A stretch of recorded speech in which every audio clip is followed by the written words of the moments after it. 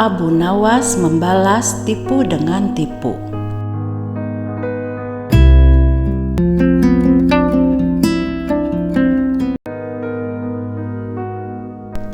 Ada seorang ahli yoga mengajak seorang pendeta bersekongkol untuk memperdaya Abu Nawas. Setelah mereka mencapai kata sepakat, mereka berangkat menemui Abu Nawas di kediamannya.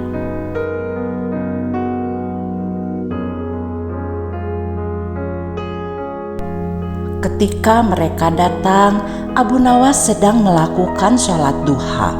Setelah dipersilahkan masuk oleh istri Abu Nawas, mereka masuk dan menunggu sambil berbincang-bincang santai.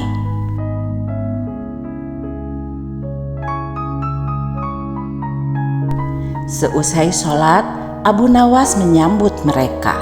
Abu Nawas dan para tamunya bercakap-cakap sejenak.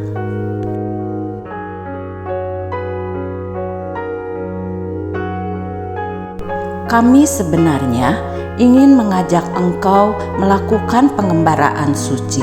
Kalau engkau tidak keberatan, bergabunglah bersama kami, kata ahli yoga. Dengan senang hati, lalu kapan rencananya? Tanya Abu Nawas tanpa berpikir tidak baik.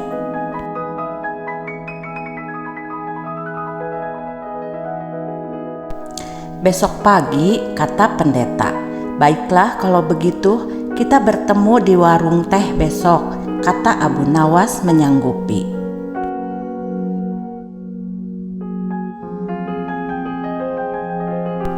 Hari berikutnya, mereka berangkat bersama-sama. Abu Nawas mengenakan jubah seorang sufi. Ahli yoga dan pendeta memakai seragam keagamaan mereka masing-masing.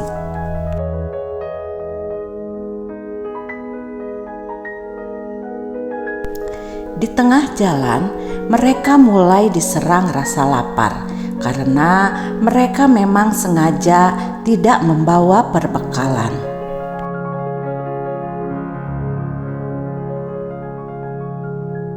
Hai Abu Nawas, bagaimana kalau engkau saja yang mengumpulkan derma guna membeli makanan untuk kita bertiga? Karena kami akan mengadakan kebaktian, kata pendeta.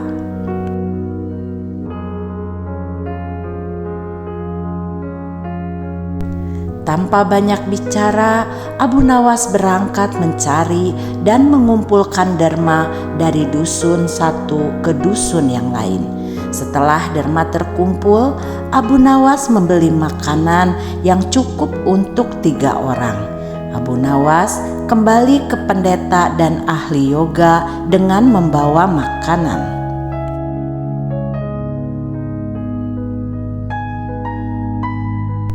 Karena sudah tak sanggup menahan rasa lapar, Abu Nawas berkata kepada mereka, "Men, segera kita bagi makanan ini sekarang juga," kata Abu Nawas. "Jangan sekarang, kami sedang berpuasa," kata ahli yoga.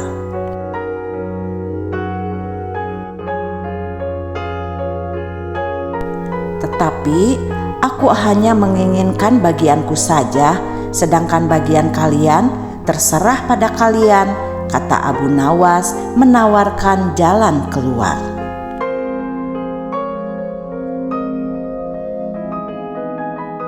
"Aku tidak setuju, kita harus seiring seirama dalam berbuat apapun," kata pendeta. "Betul, aku pun tidak setuju karena waktu makanku besok pagi. Jadi besok pagi aku baru akan berbuka," kata ahli yoga.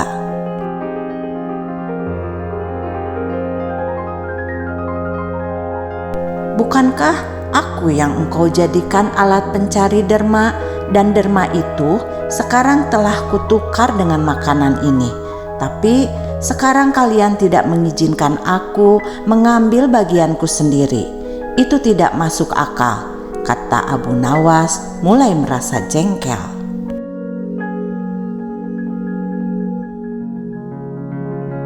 Namun begitu, pendeta dan ahli yoga tetap bersikeras tidak mengizinkan. Kemudian Abu Nawas mengambil bagian yang menjadi haknya.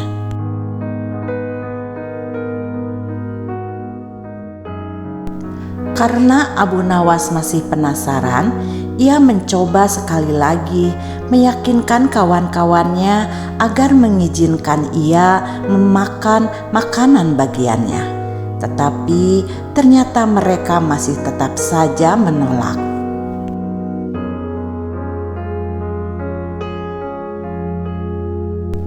Kini Abu Nawas benar-benar merasa jengkel dan marah.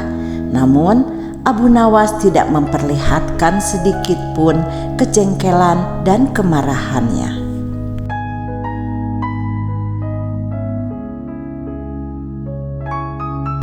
"Bagaimana kalau kita mengadakan perjanjian?" kata pendeta kepada Abu Nawas. "Perjanjian apa?" tanya Abu Nawas mulai sedikit kesal.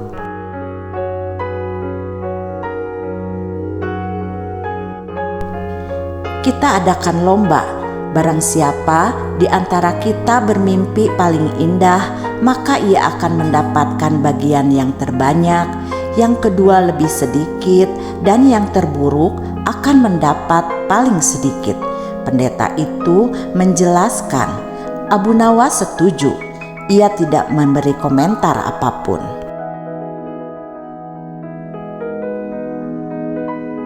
Malam semakin larut, embun mulai turun ke bumi. Pendeta dan ahli yoga sudah mulai mengantuk dan akhirnya tertidur.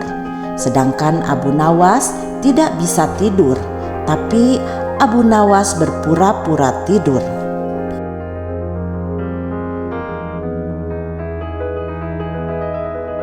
Setelah merasa yakin kawan-kawannya sudah terlelap, Abu Nawas menghampiri makanan itu. Tanpa berpikir dua kali, Abu Nawas memakan habis makanan itu hingga tidak tersisa sedikit pun. Setelah merasa kekenyangan, Abu Nawas baru bisa tidur.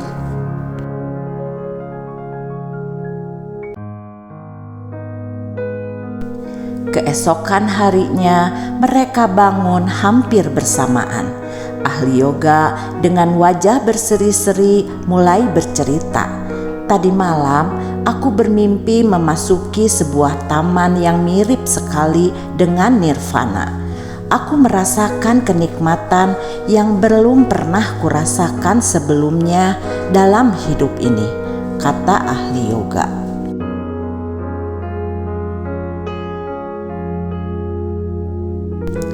Pendeta mengatakan bahwa mimpi ahli yoga benar-benar menakjubkan dan luar biasa. Kemudian giliran pendeta menceritakan mimpinya.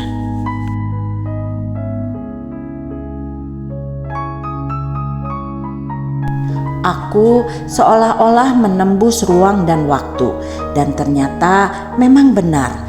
Aku secara tidak sengaja berhasil menyusup ke masa silam di mana pendiri agamaku hidup.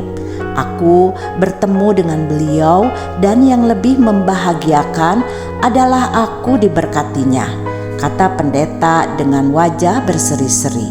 Begitupun dengan ahli yoga, ia memuji kehebatan mimpi dari pendeta.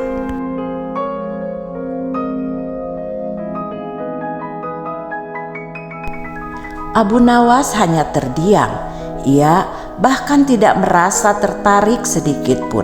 Karena Abu Nawas belum juga buka mulut, pendeta dan ahli yoga mulai tidak sabar untuk tidak menanyakan mimpi Abu Nawas.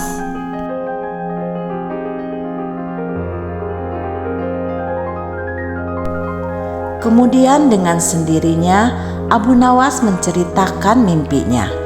Kalian tentu tahu Nabi Daud alaihi salam. Beliau adalah seorang nabi yang ahli berpuasa. Tadi malam aku bermimpi berbincang-bincang dengan beliau. Beliau menanyakan apakah aku berpuasa atau tidak.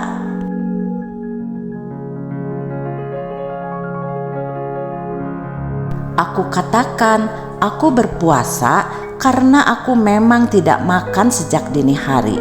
Kemudian beliau menyuruhku segera berbuka karena hari sudah malam. Tentu saja sangat tidak baik mengabaikan perintah beliau. Akhirnya aku segera bangun dari tidur dan langsung menghabiskan makanan itu, kata Abu Nawas tanpa perasaan bersalah sedikit pun.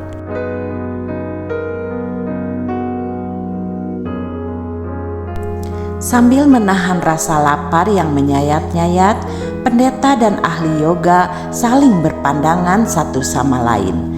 Akhirnya kejengkelan Abu Nawas terobati. Kini mereka sadar bahwa tidak ada gunanya coba-coba mempermainkan Abu Nawas. Pasti yang ada hanya akan mendapatkan celaka pada diri sendiri.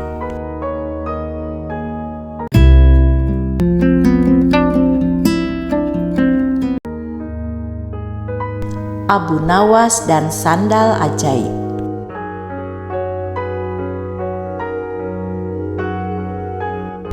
Kampung di mana tempat tinggal Abu Nawas lama-kelamaan membuatnya merasa tak nyaman karena banyaknya orang yang menumpuk-numpuk harta dengan menghalalkan segala cara.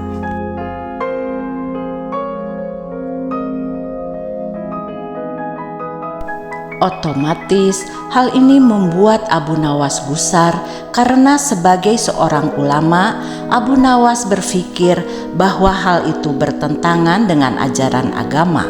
Untuk menghentikan perbuatan buruk tersebut, Abu Nawas memutar otak mencari ide yang tepat untuk menyadarkan banyak orang.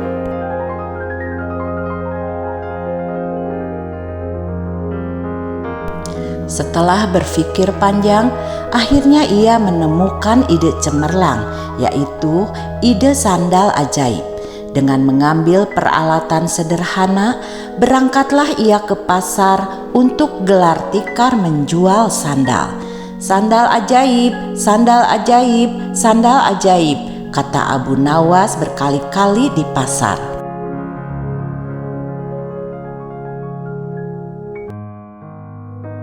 Sesaat kemudian muncullah salah seorang pemuda yang melihat-lihat barang dagangannya. "Silahkan tuan, mau mencari apa?" tanya Abu Nawas. "Saya ingin mencari sandal yang bisa merubah hidupku yang miskin ini," jawab pemuda itu.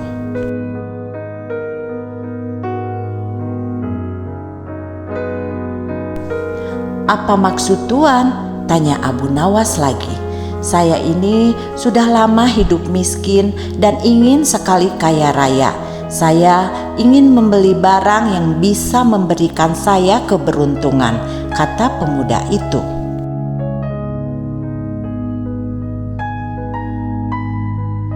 Sejurus kemudian, Abu Nawas mengambil salah satu sandal ajaibnya.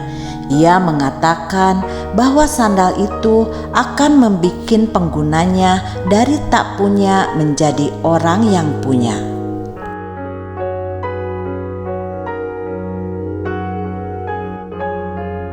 Karena tertarik, pembeli itu akhirnya jadi juga membeli sandal ajaib itu dengan harga yang lumayan mahal. Si pemuda langsung saja memakai sandal ajaib itu berkeliling kampung dengan harapan semoga keberuntungan segera berpihak kepadanya.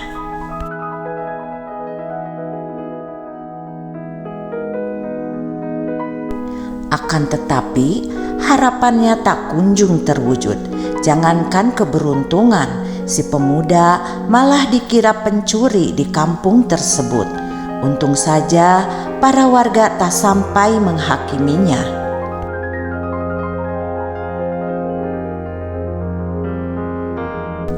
Karena merasa tertipu, pemuda itu kembali lagi menemui Abu Nawas untuk protes. "Assalamualaikum," sapa pemuda itu. "Waalaikumsalam. Ah, ternyata tuan. Bagaimana kabar tuan?" tanya Abu Nawas.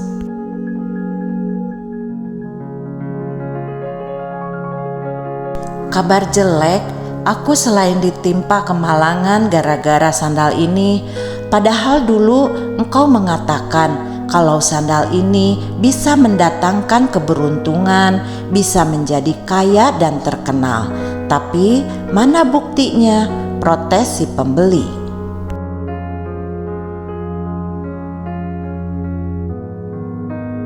Seingat saya tidak pernah mengatakan seperti itu, Tuan, sergah Abu Nawas.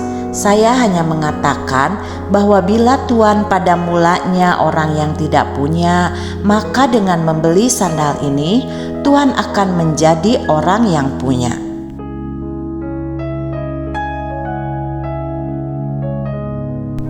Buktinya, sekarang Tuan sudah memiliki sandal ajaib ini, kata Abu Nawas. Begitu mendengar penuturan Abu Nawas, pemuda itu hanya bisa diam. Ia menyadari bahwa dirinya sedang salah tafsir.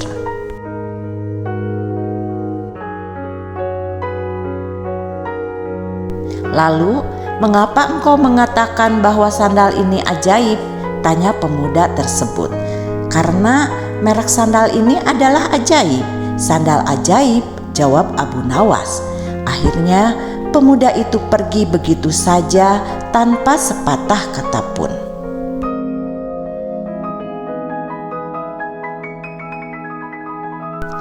Tunggu Tuan, saya ingin mengatakan sesuatu kepada Tuan, mungkin saja akan ada manfaatnya, kata Abu Nawas. Jangan percaya kepada barang ajaib, karena percaya pada sesuatu selain Tuhan bisa membuat kita syirik dan akan mendapatkan kesusahan di dunia dan di akhirat kelak, kata Abu Nawas.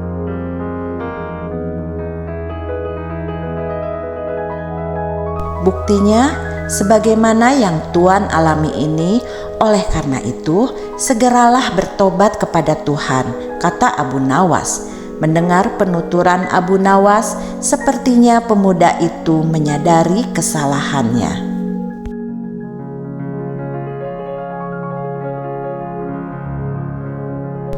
Ternyata banyak sekali hal-hal yang bisa membawa kepada perbuatan yang dimurkai Tuhan. Mulai saat itulah ia bertobat kepada Tuhan.